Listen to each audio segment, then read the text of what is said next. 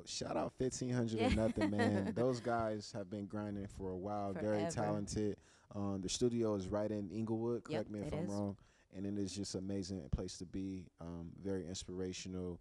Very creative for all types of acts, not only musicians, but if you're doing marketing, if you're on the social media side, if you're doing press, if you're just in the entertainment in general business. You don't only have to be a musician. You can be in sports. You can be an athlete, actor, comedian, and you can take something by visiting their facility, 1500 or nothing. So shout out them boys Oh yeah.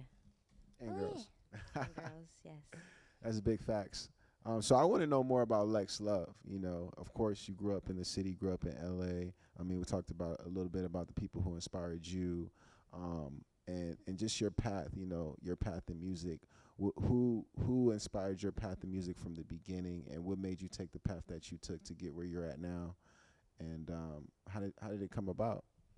Well, growing up, I listened to all different kinds of music, so I was inspired by just everything, just like the way that music makes you feel. So I started in the entertainment industry young. I was a dancer.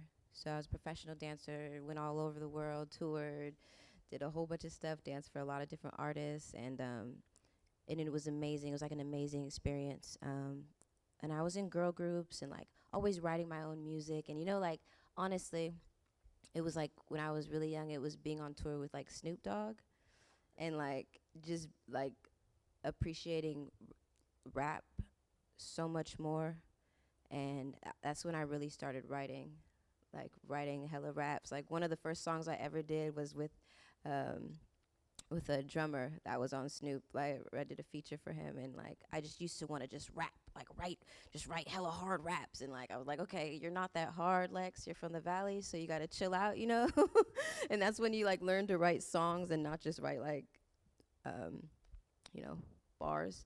But anyway, I transitioned from dancing into music because I just felt like there was so much more passion that I had for music than dancing. Like I didn't want to dance for anybody else. I kind of wanted to dance for myself if I was gonna still dance because I did everything I wanted to as a dancer. So I transitioned into a group called Rebel City. It was pretty dope.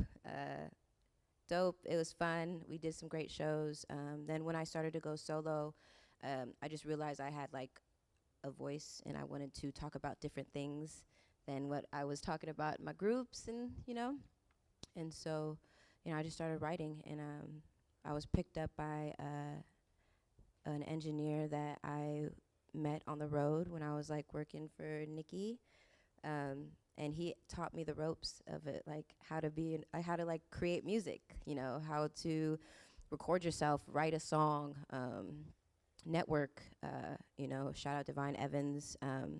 He was like one of my first mentors in the music business, and I haven't looked back since. Like I've been rapping and making music for the last 4 years, a little Dope. plus. That's dope. Can Eh, can we rewind just a little bit though back to mhm. Snoop Dogg because Mhm. he's like one of the last OGs we got Oh left. yeah. I mean, a lot of people say Nipsey reminded them of Snoop Dogg. Mhm. It was still here. And what did you take from being on tour with Snoop Dogg?